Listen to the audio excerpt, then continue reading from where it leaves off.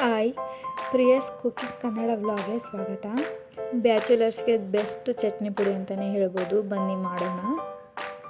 ಇದಕ್ಕೆ ಬೇಕಾಗಿರೋ ಸಾಮಗ್ರಿಗಳು: 8 ಒಣಮೆಣಸಿನಕಾಯಿ, 7 ಬೆಳ್ಳುಳ್ಳಿ ತೊಗೊಂಡಿದ್ದೀನಿ, ಅರ್ಧ ಕಪ್ ಉದ್ದಿನಬೇಳೆ, ಅರ್ಧ ಕಪ್ ಕಡಲೆಬೇಳೆ, ಅರ್ಧ ಕಪ್ ಕರಿಬೇವು, 1 ಸ್ಪೂನ್ ಸಾಸಿವೆ, 1 ಸ್ಪೂನ್ ಧನಿಯಾ ಪುಡಿ, 1 ಚಿಟಿಕೆ ಅರಿಶಿನ ತೊಗೊಂಡಿದ್ದೀನಿ.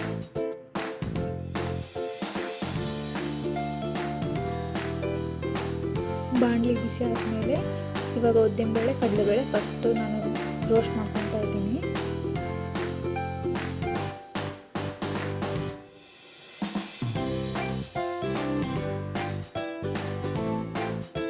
ಈ ಥರ ರೋಸ್ಟ್ ಆಗಬೇಕು. ಇವಾಗ ಅದೇ ಬಾಣಲಿಗೆ ಕರಿಬೇವು ಸ್ವಲ್ಪ ರೋಸ್ಟ್ ಮಾಡ್ಕೊಬೇಕು. ಅದನ್ನು ಫಸ್ಟು ಅದ್ರ ಜೊತೆನೇ ಸಾಸಿವೆನ ಹಾಕ್ಕೊತಾ ಇದ್ದೀನಿ.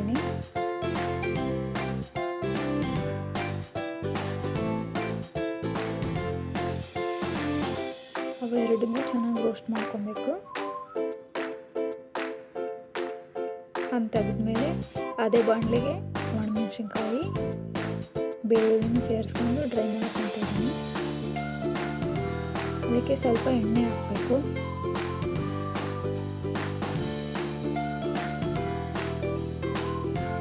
ಅವೆರಡು ಹುರ್ಕೊಂಡಾದ್ಮೇಲೆ ಒಂದು ಜಾರ್ಗೆ ಹುರಿದಿಟ್ಟಂಥ ಎಲ್ಲ ಪದಾರ್ಥಗಳನ್ನು ಹಾಕಿ ಗ್ರೈಂಡ್ ಮಾಡ್ಕೊಬೇಕು. ಧನಿಯಾ ಪೌಡ್ರನ್ನು ಅದ್ರ ಜೊತೆಗೆ ಹಾಕ್ಕೊತಿದ್ದೀನಿ.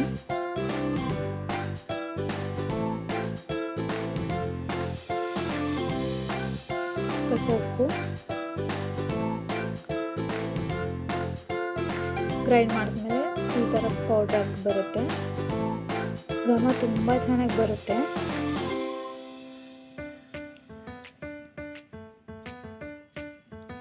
ನೋಡಿ ಎಷ್ಟು ತರಿ ಆಗಿದೆ.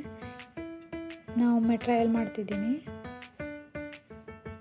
2 ಸ್ಪೂನ್ ಪೌಡ್ರ್ ಹಾಕ್ಕೊತಿದ್ದೀನಿ, 2 ಸ್ಪೂನ್ ತುಪ್ಪ ಹಾಕ್ಕೊತಿದ್ದೀನಿ. ಟೇಸ್ಟ್ ಅಂತೂ ಸೂಪರಾಗಿರುತ್ತೆ. ಬ್ಯಾಚುಲರ್ಗೆ ಹೇಳಿ ಮಾಡಿಸಿದಂಥ ಪೌಡರ್ ಇದು. ಎಲ್ಲಿ ಬೇಕಿದ್ರೂ ಕ್ಯಾರಿ ಮಾಡ್ಬೋದು. ಸಿಂಪಲಾಗಿರುತ್ತೆ.